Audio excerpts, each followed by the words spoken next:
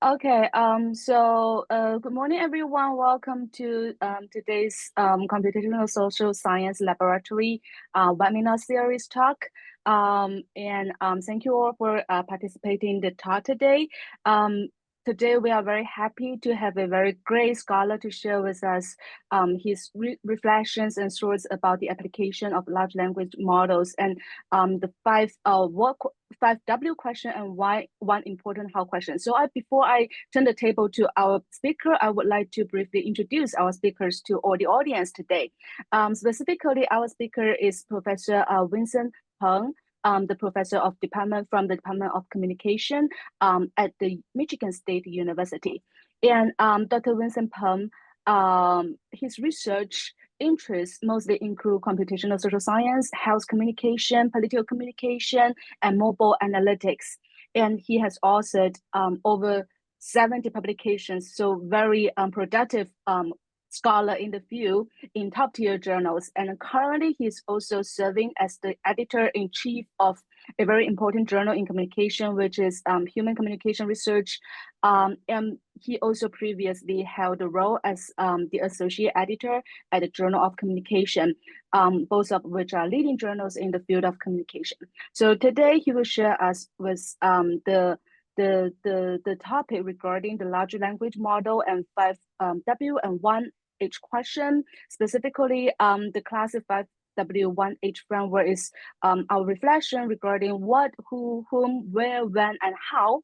And he will focus on this topic and give us some insights regarding his reflections on the strengths, weaknesses, and open questions. Without further ado, let me give the table to Professor Peng. Let's welcome. Thank you, Angel. Thank you for the very kind introduction. So good morning, everyone. And I'm very happy and honored today to be able to share my reflection on large language model and the 5W1H here. And I have to admit that most of the stuff I introduce or I talk about today are not my own research. Actually, it's a kind of reflection based on my readings of the literature.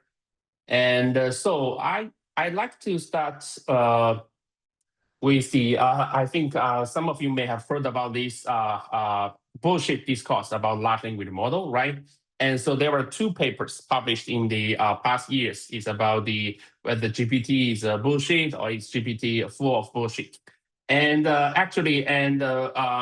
this term bullshit was developed by, maybe defined by Harry Frankfurt in his work, and which means the large language model can produce this kind of very fluent text, but this kind of text is very indifferent to truth. So that means the text looks nice, but it's not that has the quality information. And so actually, on social media, a lot of people share these two articles, and I think some of them may question, hey, is large language model good or bad? And meanwhile, before I saw these two articles, I read another article, and I don't know how many of you have ever read this one. This is a very systematic and empirical work. And they also use the metaphor from Frankfurt, and they define it as the machine bullshit. And they took a more evidence-based way to talk about the output of large language models. And when I read these articles, and I was thinking about, hey, and what's new? And did we see similar patterns or similar phobia in the history of communication technologies? Starting from print media in the 19th century to radio, and then to TV, and to the internet, social media, mobile media, and now the AI or large language models.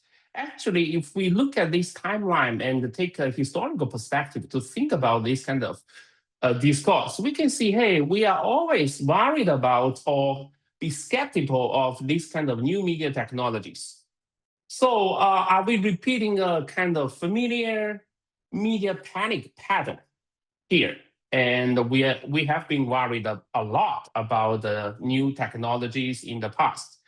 And usually, and in the early stage of media technology, and we are very, very panicked, right? And we worried a lot about this kind of negative consequences a new media technology can cause. But later, when we develop more solid and more balanced understanding about the consequences of a new media technology, our view may be corrected or self-adjusted. So what I want to say here is that the panic or the worry about the AI or large language model, of course, is fueled by a lot of broad and ungrounded claims. And some of this kind of discourse about the AI is a bullshit or not.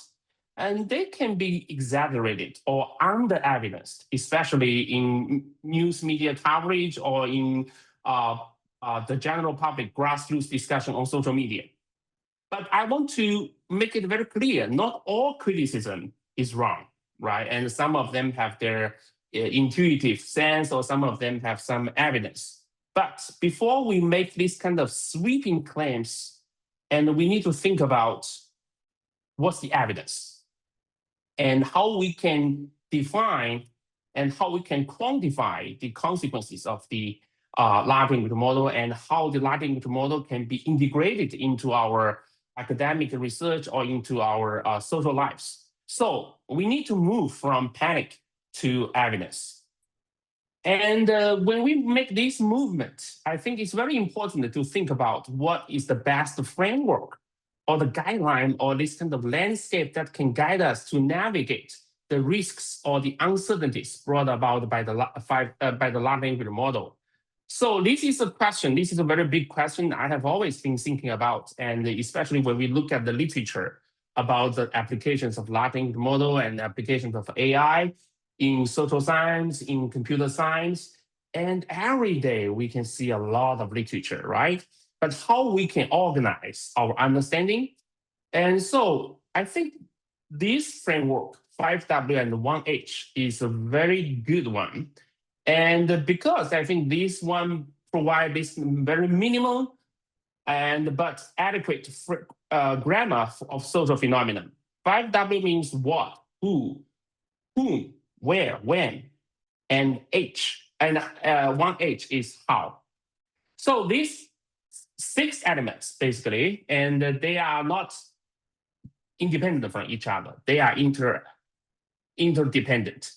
And they tell us who do what, under what kind of conditions, and under what kind of temporal conditions, and what are the mechanisms behind them. And so let's start with the what, why. And because large language model basically is a kind of linguistic tool, so it's very intuitive to use large language model and AI to understand what. And what can include a lot of things, right? And the most straightforward application is to consider what as the content. So basically it's the human-generated content, right? And we have seen a lot of publications or a lot of efforts trying to use large language model or AI tools to understand the topics, trends, narratives, classifications, misinformation, fake news, polarized language. They are all very good. The output is very promising.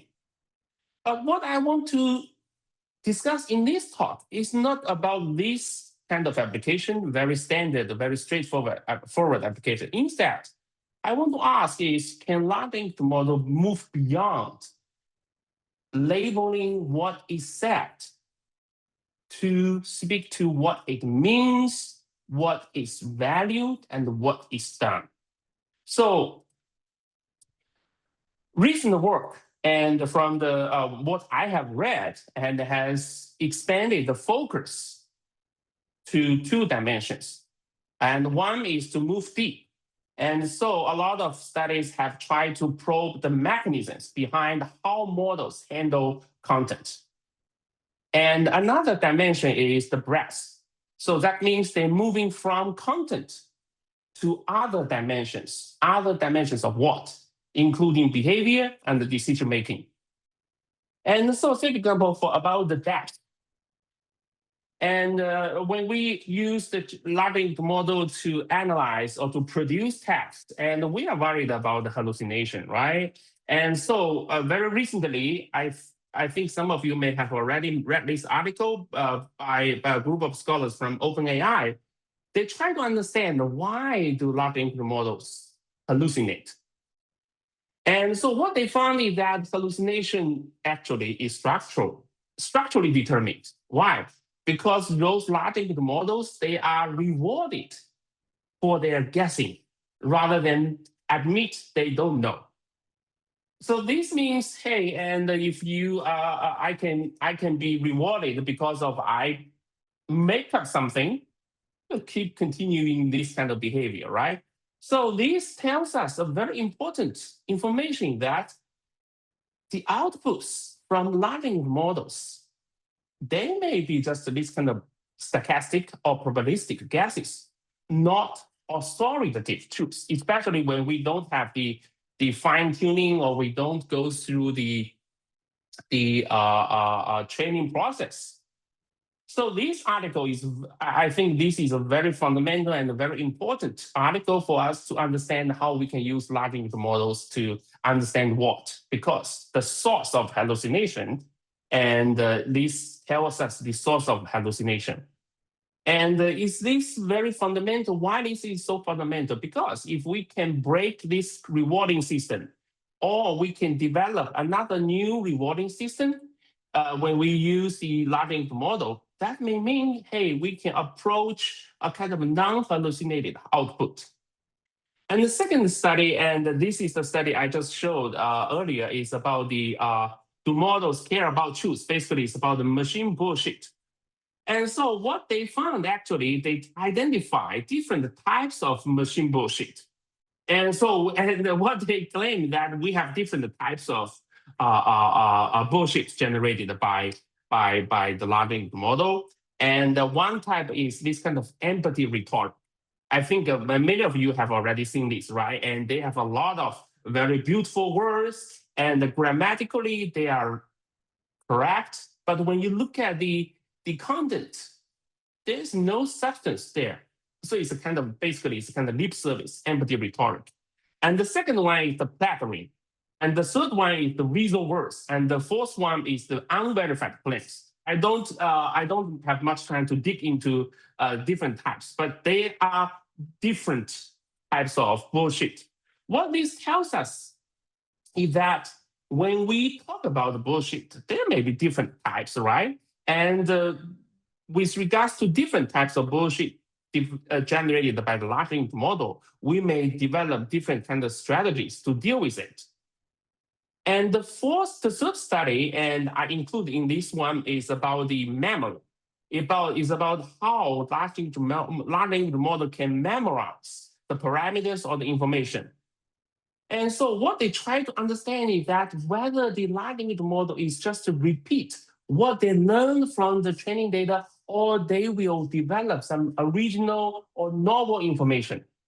And what they concluded that most of the time, what produced by the large language model is a copy of what they learned from the training data. And whether they are learning or they are producing original ideas, this is still a very blurry area. So this, when I read this article, it reminded me of a conversation I had with a computer scientist many years ago, and it's about 10 or 9 years ago when I attended a conference. And what he argued about AI, artificial intelligence, that at that time, machine learning, we are talking about machine learning. He concluded that machine learning can learn our intelligence, but it can never produce intelligence. And I think what is found in this study, Morris, and what they found is highly aligned with this conclusion. Large language model can learn very well from the training data, and they can reorganize and repeat the information included in the training data. But they may not be able to produce something original or something new based on the data they learned. And the third one, The fourth one, actually, this is another very interesting study I read, and this is highly related to social science research. Why? And because what they try to understand is the knowledge boundaries across languages. And this is highly related to the models developed in different cultural contexts, right? In China, in Middle East, and in Europe, and in the United States. Every society is trying to develop their own language models, but their training data may come from different languages. So what this study found is that there are these kind of very, very obvious boundaries in mid layers of the large language model reasoning or algorithm. And there are instability across languages, which will increase the risk of hallucination. And so I don't know how many of you have ever tried to use different languages about the same content and try to use the large language model from different societies to deal with it. And this is very interesting. I highly recommend you to try it. Say, for example, you have DeepSeek and you have GPT and you have Fallon and you have some model from the Europe. And if you have the same content in the same language, but you use different models, try to understand the content or try to interact with them, they will produce quite different outputs. So this tells what? When we use large language models, language itself or the cultural elements, the biases behind the models can shape what the models can handle and can also define what the capacity or the limitation of the model. So from these four studies, and I just mentioned, I think this related to what? To the meaning, whether the large language model can produce the social meaning we expect. And so far, what we can conclude is that from the large language models, they are very powerful for scaling up the analysis, but the evidence is quite fragile and they are not that robust. So this means what? Our application, our employment of large language model needs to be grounded in theory and in cross-validation. We cannot just take the outputs from one large language model as it is. And the next one is, after we talk about the breadth, and the next one is another study published recently in PNAS. And so what this study, the idea is very simple. And they are talking about how large language models will evaluate the content produced by different sources, basically produced by the human or produced by other AI models, right? And so what they found is that large language models will systematically favor AI-generated content over human-produced content. And they did this study in 3 different contexts, including the consumer products. So they will ask the large language model to generate some consumer product, a description of consumer products. They will also ask the large language model to generate the abstracts of some scientific papers. And they also will ask the large language model to produce some plots, some movie plots of some movies. So what they found is that consistently, large language model and all the AI, they will prefer AI-generated content. So they call this as the AI bias, right? As you can see from the figure here, and it's very consistent. So what this means, when I saw this article, I was a bit shocked. Why? Because nowadays, AI system and the large language models has been widely deployed in different social media or online platforms. This means what? Large language models do more than recognize content. They can also influence which voices, which content will be defined as valid, as legitimate. So this kind of preference for AI-generated text will amplify the artificial voices. And this will diminish the human voices. So if we use a very famous theory in communication research, the spiral of silence, right? And if the voices or if the opinion or if the preference produced by the AI, by the large language models is amplified further and further. And you can imagine what will our social media, our online space, or our cyberspace will look like. It may be full of AI-generated content. Maybe you will say, hey, so what, right? And for social science, as a social scientist, this means what? The content or what is not neutral anymore. It reflect the model built or model internal biases that will create a kind of echo chamber of AI.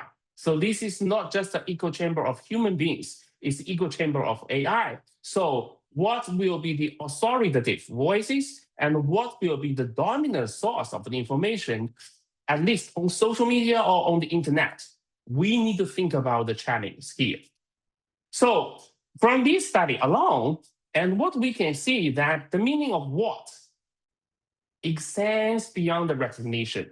So the learning model do not just recognize the content, do not just reproduce they learned, but they will evaluate and legitimize the voices from the learning model. And what it means, either good or bad, I don't want to make a judgment here, but this is a signal to all social scientists to think about the governance, to think about the equity and inclusiveness on social media platforms. And another one, and as I just mentioned, for the learning model, it's not just about the content. It's not just about the human-generated text. In human society, and we have a lot of other elements in the what domain, right? A very important one is about the behavior, what we do. And when a learning model can recognize human behaviors. So this is a question as a communication scholar, and we are very interested on how people will use media, right? Media use is definitely a kind of behavior. And so I'm always looking for the literature in this dimension. And I found some, although it's not directly related to the media use, but this one gives me some very interesting inspiration. And so what they try to do is that they use the kind of ADL, activities of daily living, and the ADL learning models. And they try to use these learning models to see if they can detect or recognize human actions. Actually, they found some very promising results, at least in this paper, although the sample size is very small and they use this kind of censored data from maybe 12 people or 14 people. I can't remember the details, but it shows some promising. So now that means what? When we expand the what from content to behavior, and also just now I show it from content to evaluation. So this means what? This means we may see more new distortions in decision making. So when what becomes behavior, when what is expanded to include the behavior, what we do, so this gives us some opportunities and also pose more new challenges. Say, for example, for the scope, we can expand the analysis from words to action, to decision, to the preference. But meanwhile, we need to be very, very careful because we may reduce very complicated or nuanced human behaviors to very surface levels or very surface signals. So this is what I will talk about later when we talk about the other Ws. And also, when we expand the what domain to behavior, and we will link the discourse, our online discourse, our human discourse, to a lot of other actual behaviors, from mobilization to decision making to our everyday practices, exercise, health behaviors, right? Diet behaviors, media use behaviors, news consumption. This is very promising. But meanwhile, we need to think about the potential biases in the training data may not allow us to approach the reality. What's the real behavior in real lives? And also, for this, when we expand the content to include the behavior domain, so we can combine the traditional content coding with behavioral inference at a very different scale. So This means we can combine the message, what's the focus of, which is the focus of communication research, with the actual behavior. We can do a lot of very interesting effect study. But meanwhile, we need to be very careful. Again, here, we need to validate this kind of link to separate predicted from actual behavior, right? Because the behavior we observe is not directly observed, it's inferred, it's predicted. And from a theoretical perspective, and this expansion from content to behavior can allow us to combine the theories about the message, about the semantics, with the theories of action, of agenda setting, of media effects, right? And so this is what the challenge, the opportunities and the challenge about the expansion from content to behavior. So in this subject, what to summarize is that we can nowadays we can see this kind of trend to extend what from content to behavior. But we need to be very careful as a social scientist. We need to validate those expansion against human judgment, especially for the behavioral meaning. And meanwhile, this means for us as social scientists, we need to develop this kind of benchmark data which can link content to behavior, to effects. So this means we are not just looking at one domain alone, we will have this kind of chain process. So this is why a lot of papers I introduced today, they will use this kind of chain of thought ideas. But again, as I just mentioned in my presentation, is that we need a lot of theory. We need a lot of human input in this process. So large language model is a tool, is a scaling tool, very powerful, very potent, but they cannot substitute, replace the role of theory. And so this is the first W. After we talk about what basically is about the entity, what we say and what we value and what we do, right? And they are from specific entities. And the next step is who and whom. And today I will not talk about these two who and whom separately. Instead, I want to combine them together. Why? Because this is a more interesting perspective to me, at least. And that can large language models be used to identify or understand or comprehend the relationships between human beings, right? And so this is translated from the entity to relations. So in this who and whom domain, and there are two major directions. And one is to reproduce the network we observe in real life data. Say, for example, this study and by Chan. And one of the co-authors in this paper is Yuri Leskovok.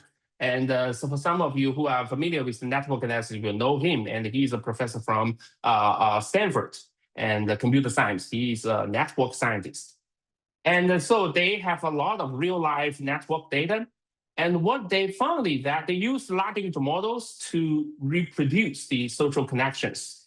And they use different settings. One is the global setting, and the other is the local setting, and the third one is the sequential setting. And what they found is that, generally speaking, large language models can produce or reproduce the social networks with realistic structures in terms of the degree centrality distribution, and including the clustering coefficients, diameters, something like that. But what they found is that if they zoom into the details of the network, they found that the large language model simulated network will overestimate the political homophily. So that means what? The partisan clustering is much more stronger in large language model generated network than in real human network.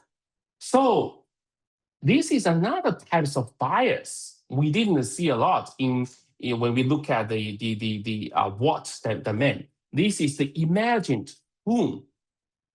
And they will make this kind of social connections by imagining who the partisanship of their counterpart, the partisanship of their partners.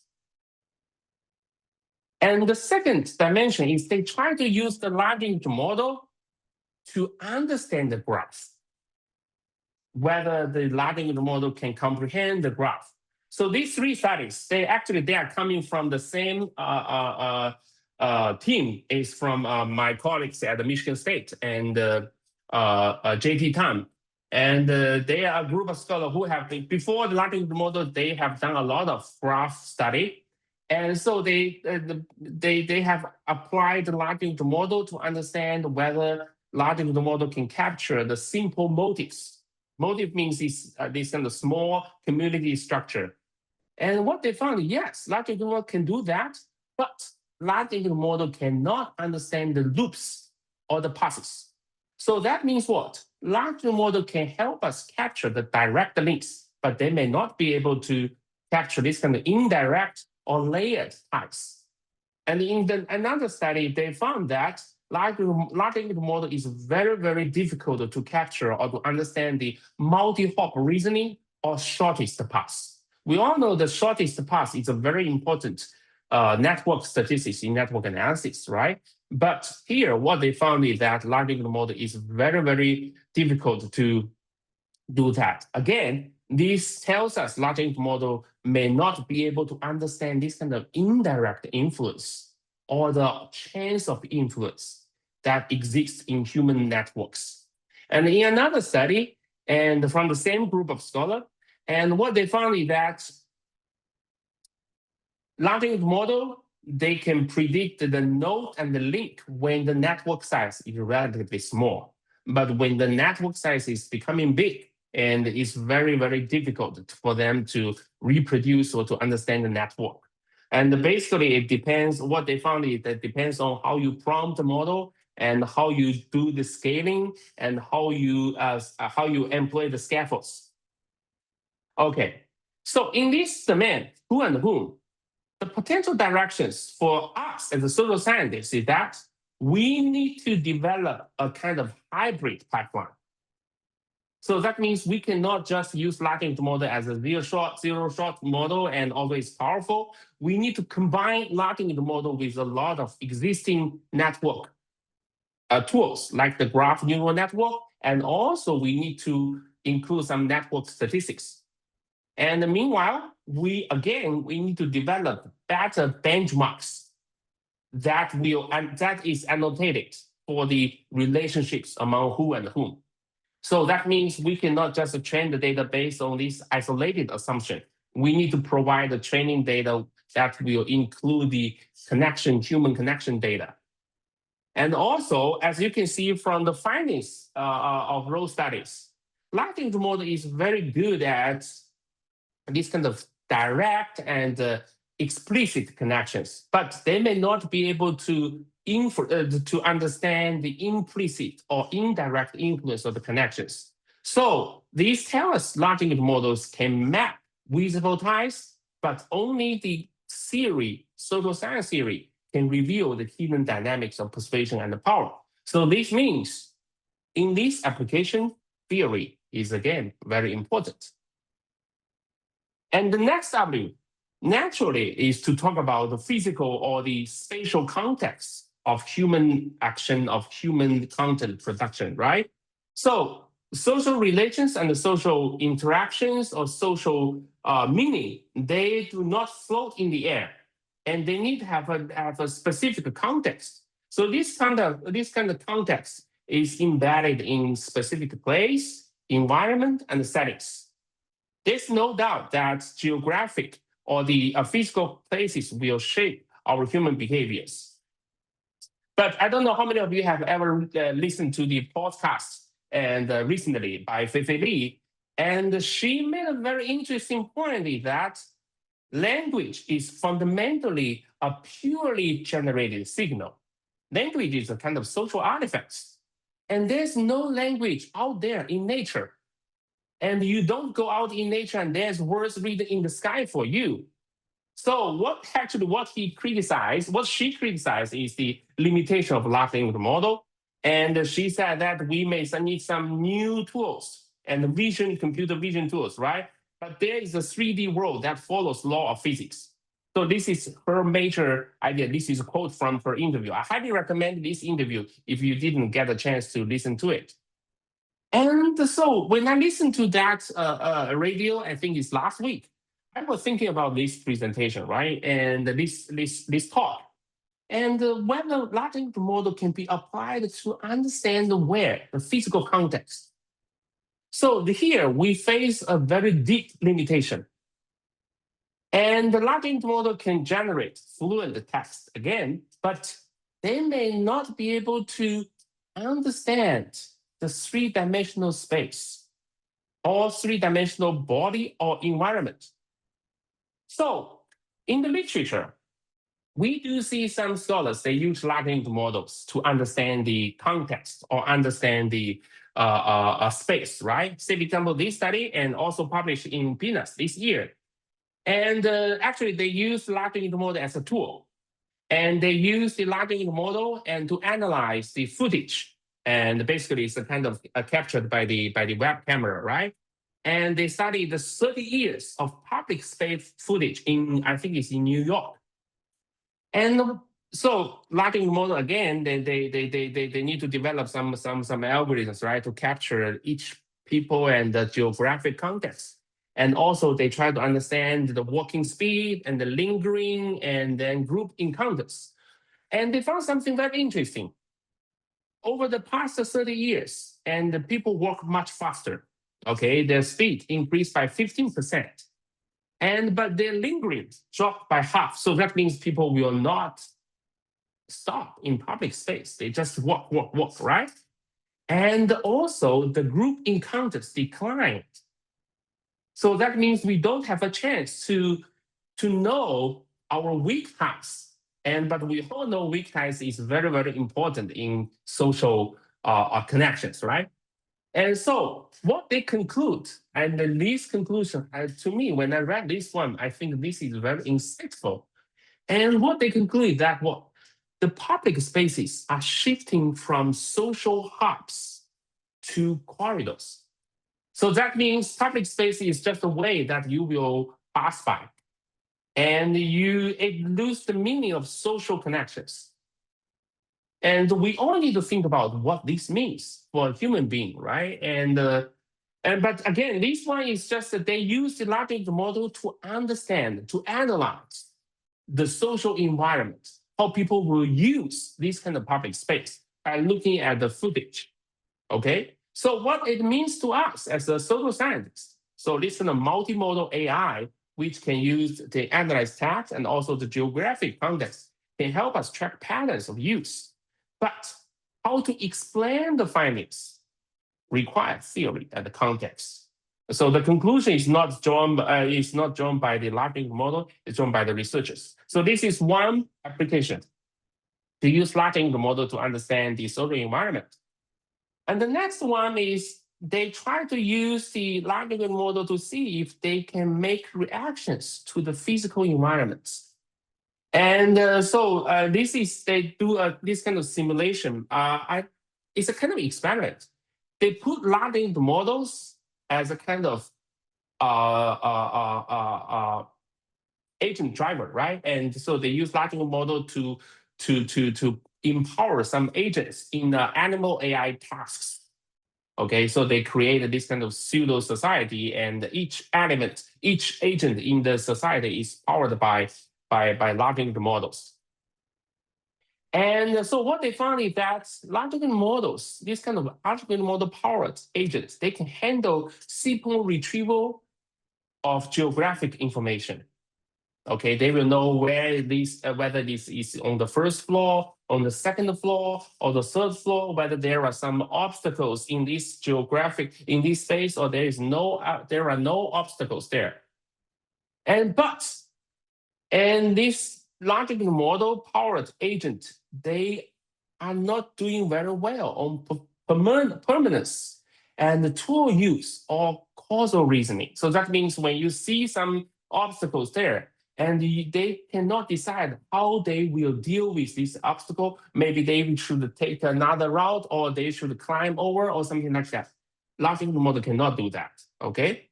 So what they concluded that large language model can parse this kind of very explicit physical or spatial cues. So they can recognize what this. But they cannot do the embodied spatial cognition. That means they cannot process the spatial information in the large language model. Okay, so that means what? Large language model, they will still translate the geographic, the 3D dimension information into a kind of text. So reduce the 3D dimension into 1D dimension. And if we just use the text benchmark to evaluate the performance of large language model, it will all overestimate their performance in the spatial context. Okay, so this means we need to develop some new benchmarks if we want to understand the competence or the capacity of a large language model in dealing with geographic information. And the third one, and this is my one of my study, and in using large language model, what we try to do is we try to see whether the large language model can perceive the geographic environment. Okay, and we compare the perception of the physical environment from large language model with those by humans. And specifically, we focus on one issue, is about walkability, whether this space is good for people to move around, right? And so what we found that the large language model and the human, they agree with each other on 3 dimensions of the walkability, including the feasibility, accessibility, and safety. But they are quite different in terms of the evaluation of the comfortness and the liveliness of the geographic environment. So this means what? When large language model, they are processing the geographic information, they will focus more on the infrastructure, the passes, the mobility, or the pedestrians, right? But as a human beings, we have much richer and much broader or much more subtle understanding or perception about the environment. So, in other words, large language model, they will capture the functional attributes, at least from our study, but they will miss the affective and the cultural meanings of the geographic context. So this is a summary of these 3 applications of the large language model in understanding where. And what we can conclude is that where the physical location in social science is not just a physical coordinate. It includes both the physical, social, and the perception. It's the perceived spaces. And to test where, we cannot just use the large language model to understand the physical space. And instead, we should try to see if the large language model can capture the lived dimensions of space, not just the labeled maps. And so this is another slide to talk about implications of the LLMs in understanding where. And when we talk about the physical space, and the physical space has multiple layers, from a space to an environment to a lived meaning. But large language models can give us the skeleton. Basically, it's a kind of mapping, right? And they can tell us where is this, where is this, where is this. But only human beings can reveal its real social meaning of the space, the flesh and life. So this is a metaphor I came up with when I prepared this part. And then, after we talk about the physical geographic context, another very important dimension of social life is time, is when, right? And it structures interaction. Time always structures the social interactions through a lot of different ways, through sequence, through intervals, through scale. So a very important question we will ask here is that can large language model help us restore and understand the temporal dimension of social phenomena? And So in current research, from the paper, at least from the papers I read, and I think there are two views of time in the application of large language model in understanding when. And the one, they focus on time as a data, and the second is time as lived. So time as data means they focus on how large language models can help us analyze time series data. And say, for example, large language model can be used to detect anomaly in time series data, to detect the trend, to do the forecasting. And what they found is that, yes, large language model, they are very good at spotting trends and the seasonality, but they are not that good at detecting volatility, structural breaks, or drift. Okay, and to me, this is a very important application because we all need to deal with the time series data, but this is not enough. What's interesting to social scientists is more like the time as lived. Whether the large language model can do the temporal reasoning, and whether they can do this kind of understanding the context of time and what time means in a specific social environment. So in these studies, and what they have found is that large language model, they are very good at handle this kind of very straightforward and explicit temporal markers like date, like steps, and like event order. They can order them very well, but they are not doing very good at understanding some nuances like the duration, frequency, and the causal chains. And we all know when we do this kind of causal reasoning, time is a very important element there, right? And we need to make sure cause happens before the outcome. But when we apply this kind of large language model to the temporal reasoning, and large language model is not very good at that. And moreover, and large language model is found to struggle when you have this kind of very extended observation window. So that means their memory may not be that good, and they can only have the fish memory, maybe 7 seconds, right? But I don't know whether this is so far. I don't have the concrete evidence to say whether this is a model. But we have much bigger large language models. Can this memory be solved, or maybe never? This is a mechanism. I don't know. And why these two applications of the large language model in understanding time are not adequate? And to me, when I read this literature, and what I found is that they seem to focus very, very narrow view of time. And they didn't talk about the social meaning of time. And when Sorokin and Merton, and when they, in their very classical articles, talk about the social construction of time, and we see time can be socially constructed. But in this kind of application, we didn't see that. And another is that they are very good at this kind of surface, very, very superficial level timestamps. Large language model can do very well, but when we ask them to do the temporal reasoning, they are not good at that. And more importantly is that why?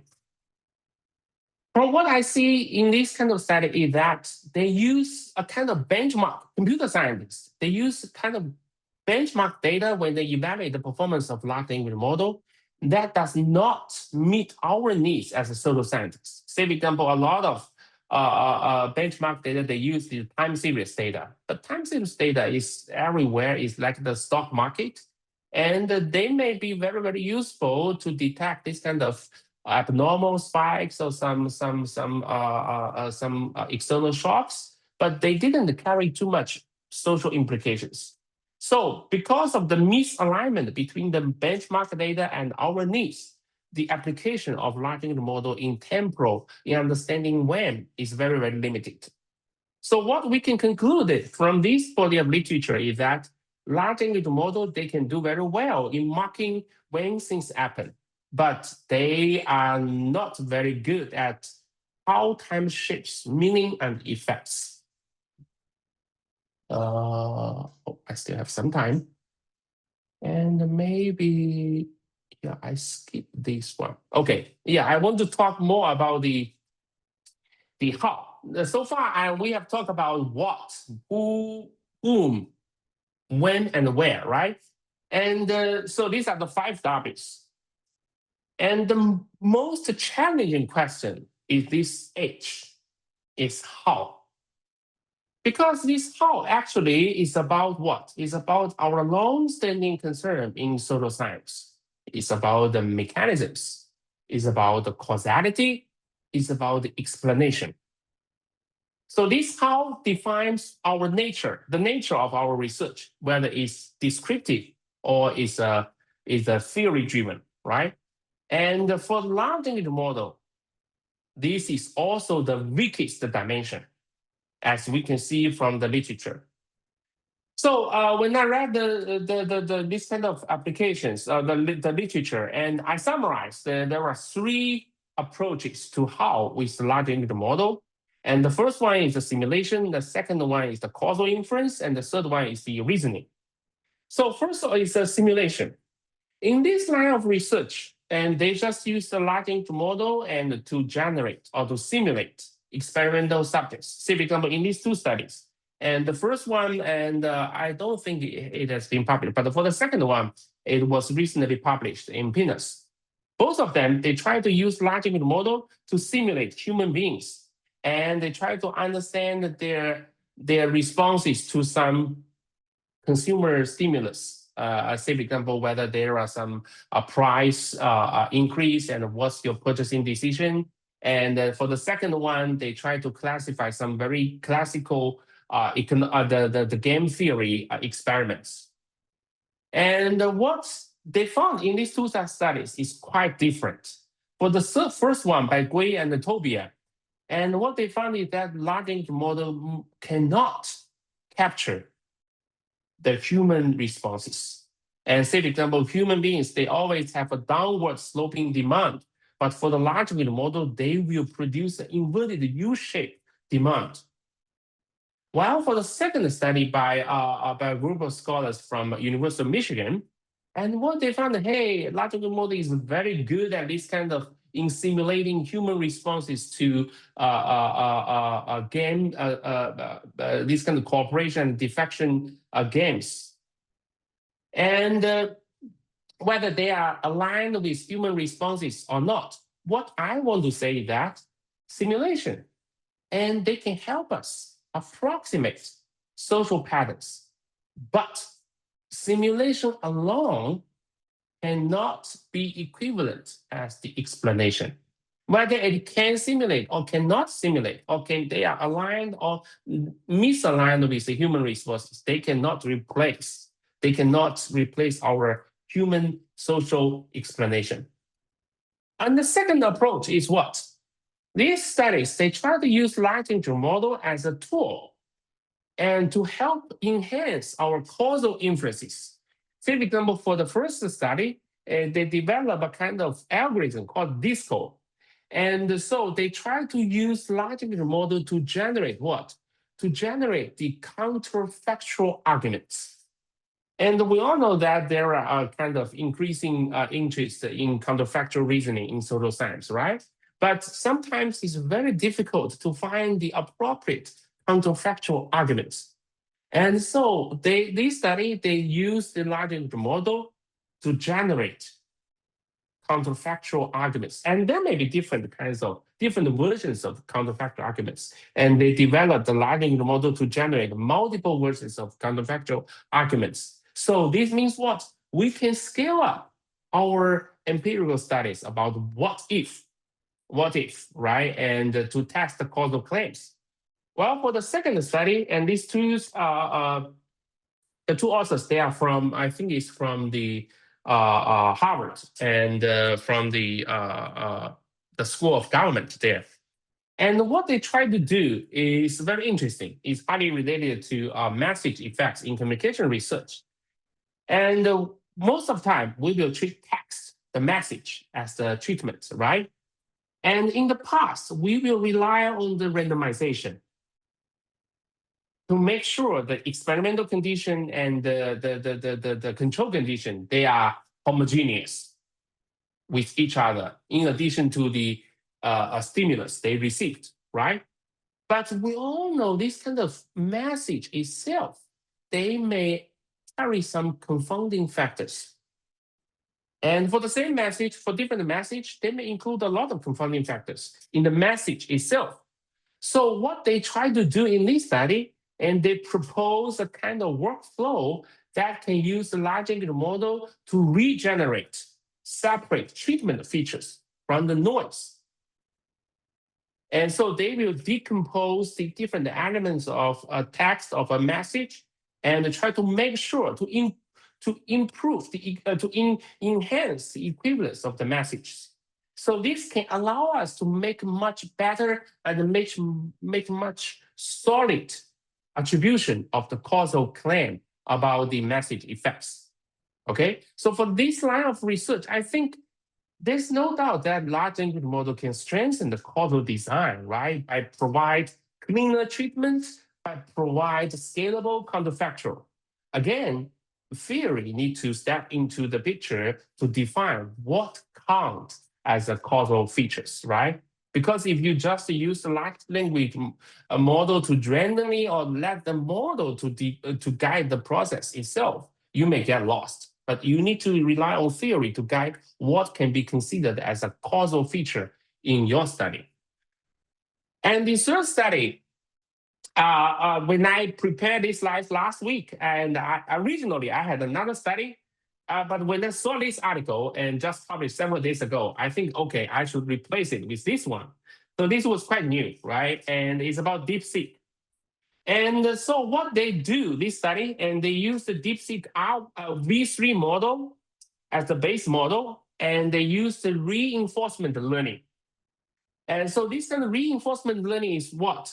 And they will provide this kind of rewards if the model produces the correct answer, okay? And there's no supervision on chain of thought. And so it's basically kind of model self-correction, self-adjustment. And so what they found is that these kind of incentives by rewarding the correct answer will make the model develop a kind of thinking. So this means what? They will observe some reasoning that is not included in the training data. So this study, I think many of you may have already read a lot of social media posts to talk about this study, right? And this is a paper published in Nature, and the CEO of DeepSeek, Wenfeng Liang, and he's the corresponding author. I see a lot of this kind of discussion on social media about this one. But anyway, when I saw this, large language model is not just copy our reasoning. They are, what they conclude from this study is they are really thinking. They are doing their own reasoning beyond the training data. But when I saw this article, I was wondering what it means to us if we want to understand the how. Can we put an equal sign between the reasoning of a large language model and our pursuit of causal explanation in social science? Maybe these two, they are related to each other, but they are not equal to each other. So large language model, what they found is that they can emerge with the reinforcement learning, and they can self-correct, and they can have this kind of reflection, and their accuracy can be enhanced on certain tasks. But for social scientists, when we are approaching the how question, we try to explain the mechanisms of the processes. It is not just about whether you are thinking or not, right? We want to identify the causal structures among a set of variables or about a set of phenomena. So how can these two be related to each other? To me, I think the findings from that Nature paper can be a very, very useful resources for us to use the large language model to enhance the causal reasoning or causal mechanism in social science research. Because with the reasoning traces provided by the large language model, we can generate candidate causal stories based on different reasoning processes. every human being, we will have different kind of reasoning process in our mind, right? And usually we cannot see it. Are not be able to control it. But now, if the large language model can copy and they can develop this kind of reasoning process, at least we can ask them to produce these kind of causal stories based on different reasoning process. And then these can be used as the stimulus in our social experiments. And moreover, the reasoning process or the reasoning traces developed by the large language model can allow us to explore this kind of stepwise information processing. I don't know how many of you have known the probing techniques in large language model. Basically, you open the model, the black box, and you see how the large language model, they will process the information layer by layer, right? And this one, if they really have the causal reasoning process, so this can help us understand the information processing. And then these can help us enhance our counterfactual and experimental design. So the large language model, the emergent reasoning of large language model, they may not be able to directly contribute to the causal reasoning, but they can be very, very useful sources for social scientists to develop a solid understanding about the causal reasoning process. So these are the three applications of large language model in understanding how, and one is simulation, and second one is for the causal inference, and the third is emergent reasoning. And these three approaches, actually, they are complementary with each other, okay? But what's shared across these three approaches is that theory. Again, theory is very, very important, okay? And to guide how we can simulate, how we can draw the causal inferences, and how we can make use of the emergent reasoning of the large language models. Okay, so I will conclude in 3 minutes. And so far, and very, very briefly, right, I talk about how large language models can be used to explore what. And we have three branches, and what it can be used to what is said, what is valued, and what is done. And also we can use the large language model to understand the who and the whom, their connection, and the research focus on the network realism or fidelity, or whether they can understand the social graphs. And for the where, we use the large language model to understand the embodiment, to understand the social environment, and to see if they can simulate how human beings, they will perceive the environment. And for the time, for the when, and we use large language model to understand time as a data or understand time as a lived experience. And for the how, we have three approaches I just said. So what we learned from this 5W1H, back to the title of this topic, strengths, limitation, and answer the question or open question, right? And so what we can conclude is that large language models, they are uneven tools, and they are strong at some Ws, but they are fragile at others, right? And in terms of what is the most powerful one, no doubt, right? And we can see a lot of applications there. And for the who and the whom, and we need more benchmark data, and we need more exploration. And for the where, and they can capture very explicit geographic cues, but they cannot understand the social and how we live in the geographic context. And for the when, and the temporal logic is very, very bad. And for the how, I think everybody will agree is still ongoing, right? And a lot needs to be done. So if we go back to the question I asked at the very beginning of this talk, and from panic to evidence. And what we can conclude is that every new medium, including the large language model and the AI, they will provoke this kind of moral concerns. So we are all worried. And also I use large language model a lot in my own research, in my own writing, right? And say, for example, I asked the large language model to help me refine some emails if I'm not sure whether I use the right term or whether the content is too sensitive, right? I use it, and no doubt.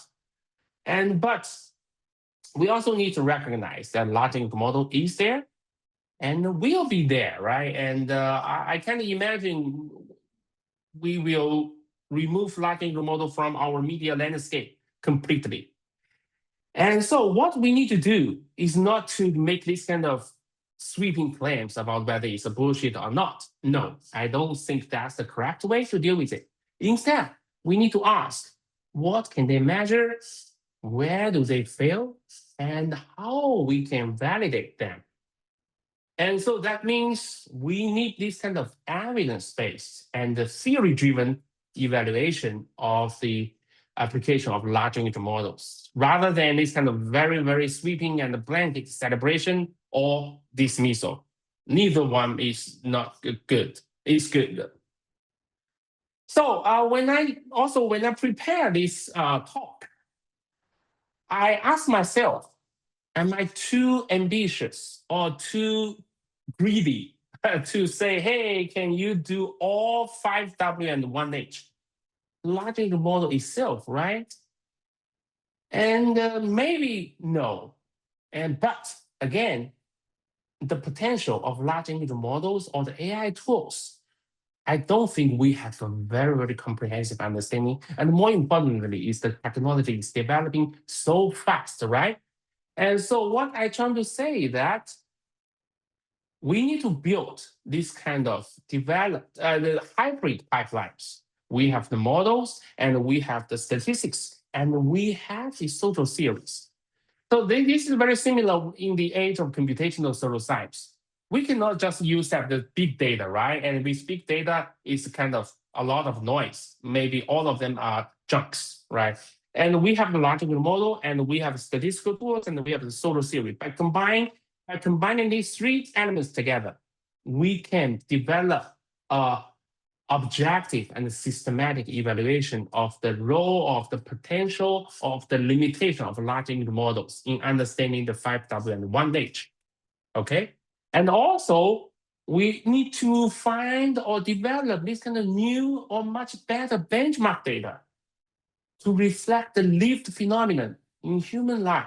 So far, a lot of assessment of the power of the potential of large language models are those benchmark data developed by computer scientists. Either it's the math question or some very widely used logical questions, right? Although they are very fundamental, but they are quite different from the social phenomena we want to study, and about space, about time, about social relations. Our human being has much more nuanced understanding about roles. So we need to contribute our own benchmark data to work with the computer scientist, okay? And then the output from the large language model, as you can see from this talk, and we cannot just treat output as a kind of given output. In fact, I think we should treat outputs as kind of data to be interrogated. So that means we need to question. We need to be critical. We need to question the value and the validity and the reliability of all those outputs, okay? So the final takeaway, large language model can tell us a lot about what and who, but only social science, the theories in social science can still explain where, when, and how, okay? And the machines can give us patterns, but only social science theories can give us place, time, and the cost. And the large language model, no doubt, they can scale up the W's, but the final H, the most important thing, belongs to us as social scientists. We need to actively or proactively work with other scholars in neighboring disciplines to solve this big problem. So that's all I prepared for this talk. I know, and because maybe I prepared too much, and when I think about the title, okay, but that's all I can share. Okay, thank you so much.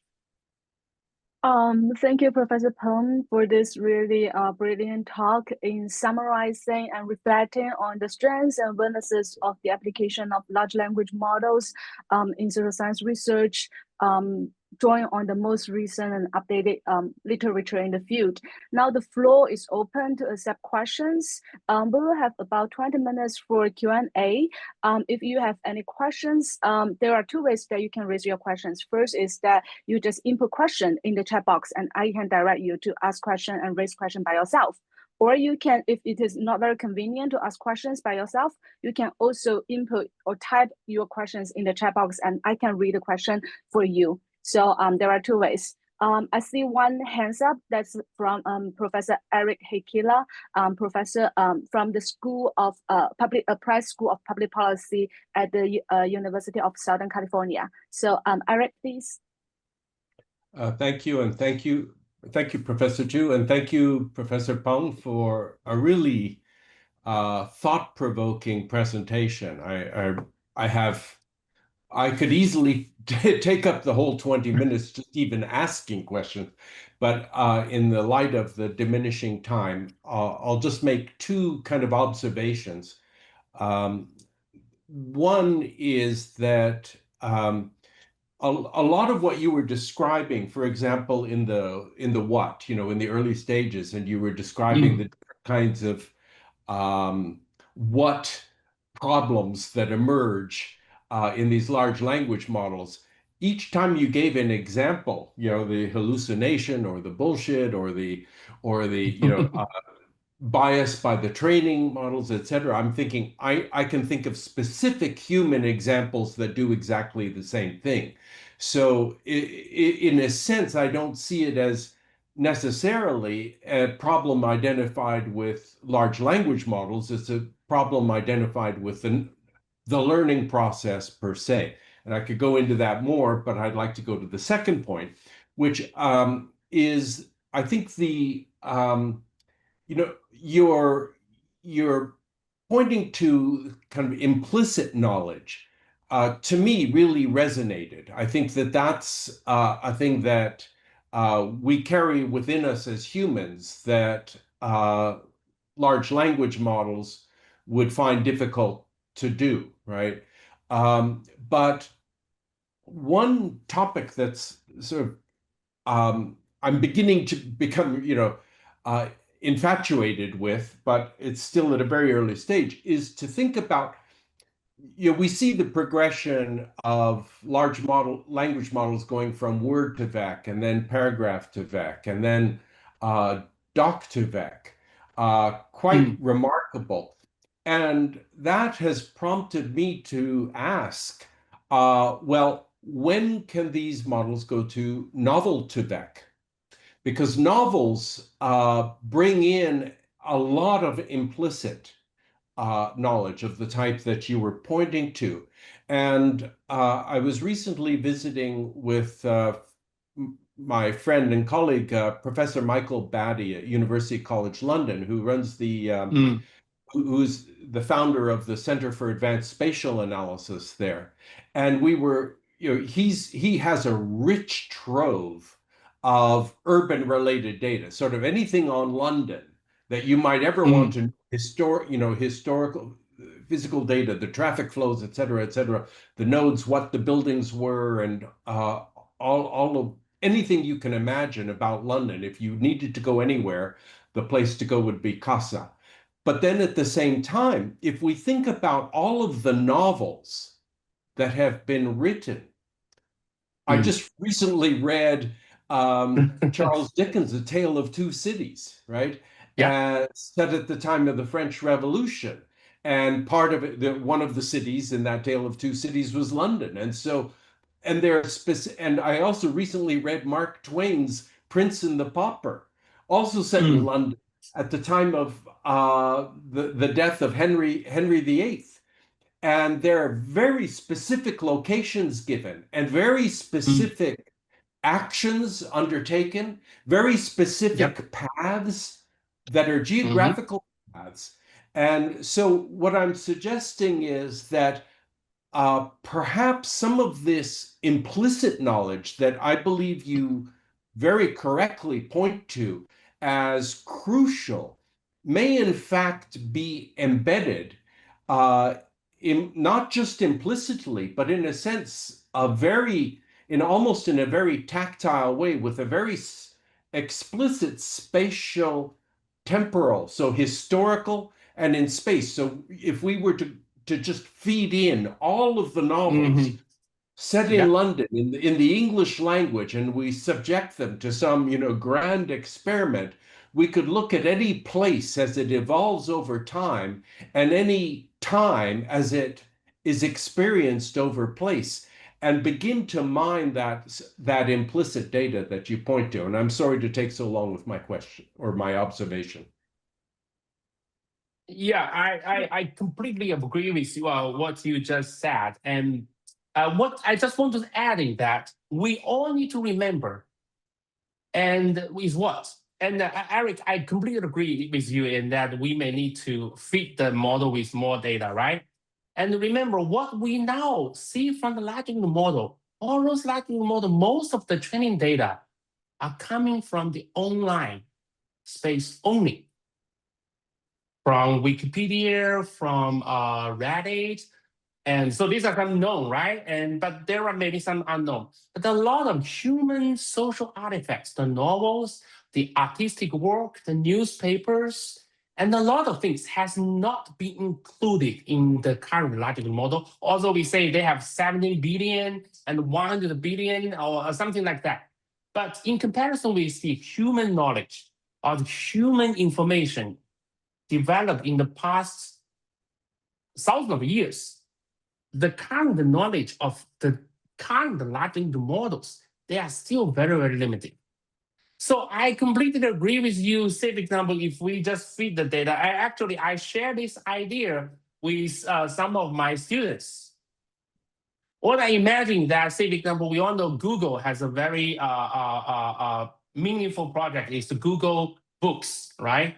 And they digitize all the human published books. And so if, say, for example, if the copyright issue can be solved and a lot of other ethical issues can be solved, we feed those books, starting from the first Bible, all to large language model. What will happen? I just don't know. Because so far, all the training data we have in the large language models, and they're just they're from the internet, and also a very tiny proportion of the internet, right? But if we open our human knowledge to the large language model, I don't know whether it will be a Pandora box or it's a blessing, right? But Eric, I completely agree. And for your first comment, yes. And for the bias, so when I saw this kind of discussion about hallucination of large language models, and I often say that will human beings hallucinate? Mm-hmm. Will we hallucinate when we are rewarded? I'm rewarded by hallucinating. Yes. So we sometimes, and what I often say, that we cannot blame the model. We can only blame ourselves. Mm-hmm. And so, say, become a lot of, and a very important area and in large language model is the bias alignment, right? And they try to align the bias in large language models with different sources. I think what Eric, you may suggest that all these biases are coming from us. Yes. And I can't agree more. I can't agree more. And say, for example, in our own research, we see this kind of political bias. We see the social desirability bias. We saw this kind of minority bias or majority bias, and we see different biases. We cannot say each of this us is as professors, right? Each of us as professors, we train our students almost to become, extensions of ourselves, or to help extend ourselves, right? Yes. Yeah. So I just say, hey, I completely agree with your comments. Yeah, and but that's very important. I 2 years ago, and I can't remember is Science or Nature. They published an article. It's an essay. It's not an empirical study. And what they call for is that we need to fit the large language model with the historical data and human history. And another is the textbook. And they try to argue that we need to fit the large language model with all the textbooks published in human history, because that's the knowledge we talk about. We pass to our students, to our future generations. If we pass all those textbook knowledge.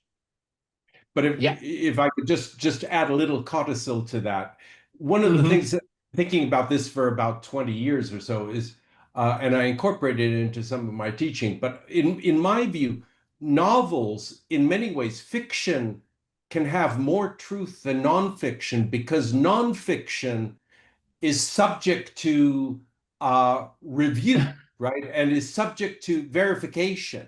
Whereas, you know, I think of the novels of Hilary Mantel, who wrote these beautiful histories of the court of Henry VIII. She died recently, but in my view, you learn more about what actually happened and what people were actually thinking by allowing a great historian to imagine it, rather than to only advance what you can demonstrate did happen. Because we don't know what person A was thinking about person B, but a good fiction writer can tell you.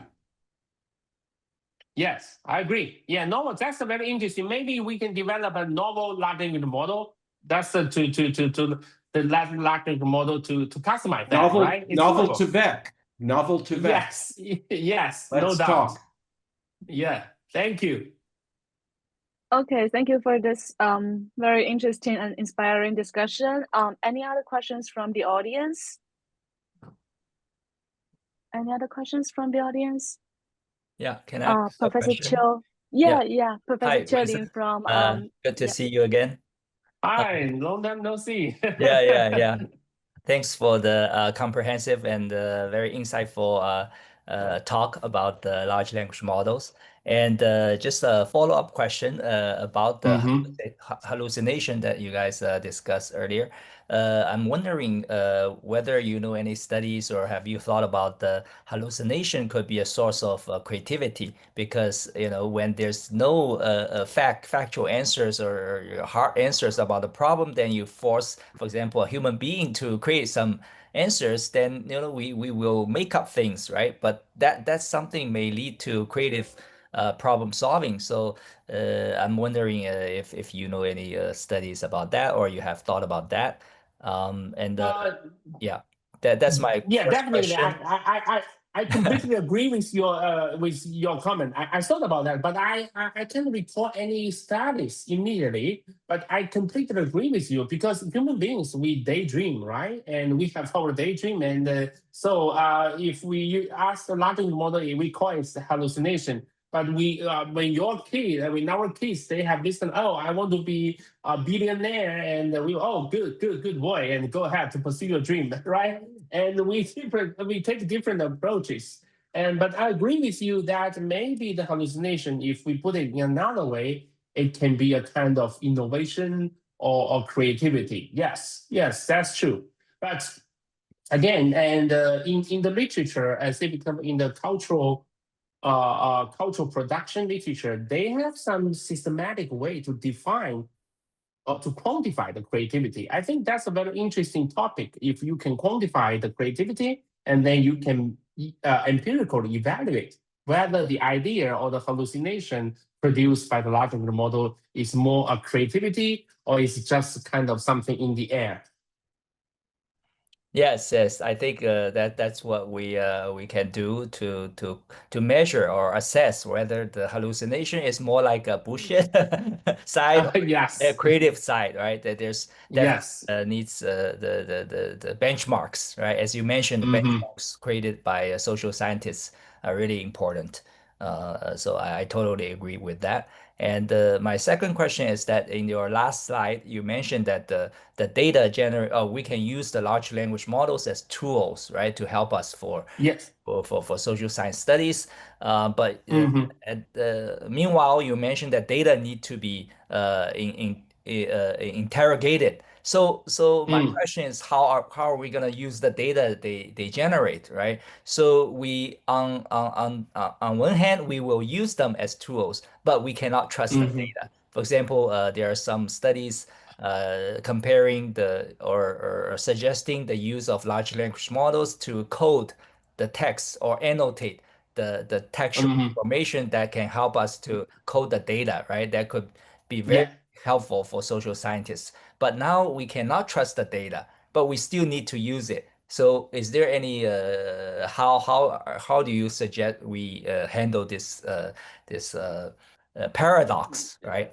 Yes. And I think the answer is very simple. It's the validation and the cross validation. And so what I want to say here is not just I'm not meaning that we cannot trust the output. Instead, what I want to say is that we cannot take it as given or take it for granted, and always be critical of the outputs. And we always need to validate. As you can see from I think most of the studies I introduced today, maybe 90% or 95% of those studies, they will validate their results against the human data. And so when you do use large language model as a tool to annotate text, right? And as we did in our traditional, either the LDA topical modeling or machine learning, we always need to validate the outputs with the human coded outputs. But again, and also another thing is that it depends on your research question. And the for example, and whether your study is trying to achieve this kind of consensus in your content analysis, or you are interested in the divergence in the interpretation of the text. And this can mean different on your application of large language model. And so in one of our recent studies, I didn't mention that in this talk because I have mentioned this one in other talks, is that we found large language model can find this kind of textual intersubjectivity. And so that means for the same text, different human beings, we have different interpretation. But in the content analysis, we force the coders to agree. If you don't agree with each other, we will discuss and then reach an agreement. And so this is a kind of forced agreement. But actually, in real life, we have disagreement, and we are okay with that. And so that's what I want to say. What I want to say that it depends on your research question, whether you want to look at the consensus or you want to look at the divergence in your study. And what is the most important thing to you? Yeah. Thank you very much.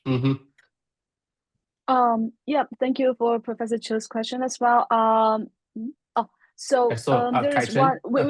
We can only afford the last question. So the last question will be from Yang Kai-Chen. So please, Kai-Chen, please. Can you hear me? Yes. Nice to see you here, and we are in the same WeChat group, I think. Yeah. Thank you so much for the really great talk. It gave me a lot to think about. I guess my question is, another trend in the research community and also the industry is to build AI agents, right? So I guess the idea is to give those models some tools, so when they cannot do something themselves, they can use the tools. So if I understand correctly, your talk was mainly about how the large language models can do themselves, right? I guess agents was not particularly covered in some sense. So I just curious, like, what's your general take on AI agents and how that fit into your really nice kind of framework, right? So thank you. Yeah, and so that's a very good question.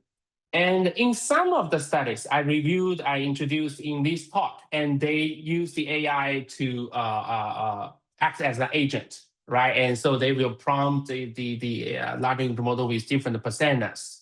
And so they assume that they will act willingly. And at the very beginning, when I started to study large language model, I was also very fascinated by this kind of approach. Use AI to act as a human agent and prompt them with different demographic profiles or some political, ideological. But recently, after several studies, I found that at least to me, in my research, I need to step back.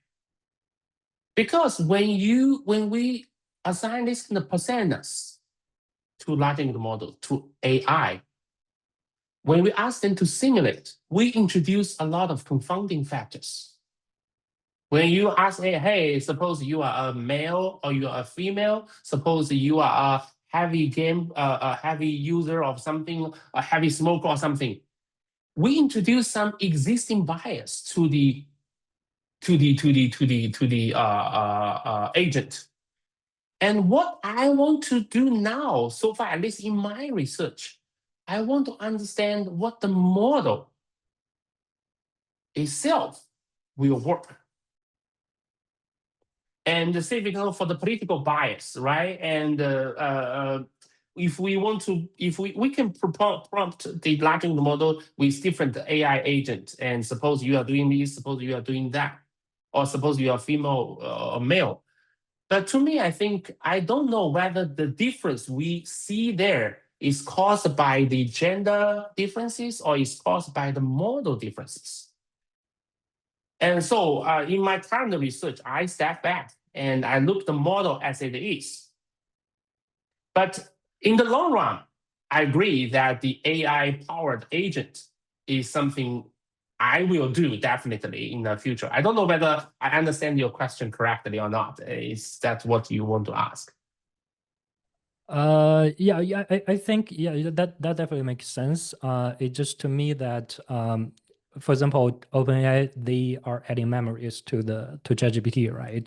That pretty much means everybody have their sort of own AI chatbot, right? So I understand the importance of understanding the behavior of the model like as is, but how do we even define model as is, right? I guess that's a challenge. And also like when you give them like different tools, like for example, when you ask question, but the model does not have the knowledge, some model have access to the internet and they can do a search. Yes. And that would definitely lead to a different behavior and different response, right? So I guess that's another sort of a factor that we have to account for when we're doing research, right? So I'm just I don't know what to do, like, because it's really complicated, right? Like really depends on the context and the kind of research question. So that's why I just want to throw this out there and discuss, I guess. There's really, I guess, no like good answers to that, but your answer was definitely very inspiring. Yeah. Yeah, but what this question is also confuse me or maybe bring a lot of challenge to our own research. The same, and the algorithm and the drifting algorithm. I think if you go back to Matthew Falconer's book and the bit by bit, and he talk about that drifting algorithms. Although the algorithm is a bit different, but it's still the same there, right? And I agree. And this is the common challenge everybody needs to face.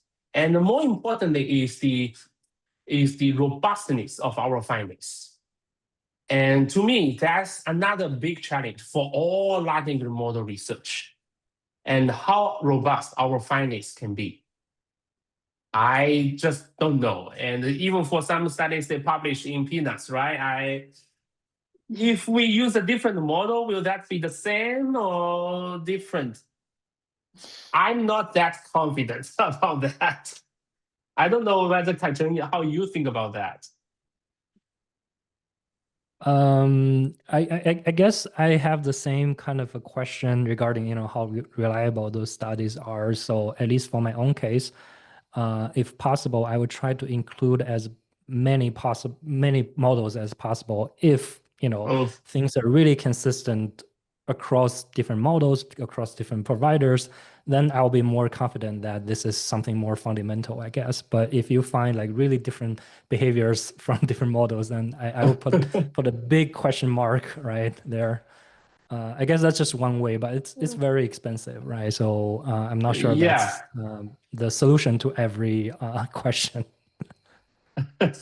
Yes, but that's a challenge, common challenge for everybody. Thank you. Yeah, sorry that I have to end this really interesting conversation. Since it's already over 11, we have to end our webinar today. Thank you, Professor Peng, for this really interesting and inspiring, thought-provoking talk. And thank you, everyone, for your active participation. And see you in our next CSSL webinar. Okay, thank you, everyone, for joining the talk today. Thank you. Thank you. Bye. Thank you. Thank you, Professor Peng. Yeah, thank you.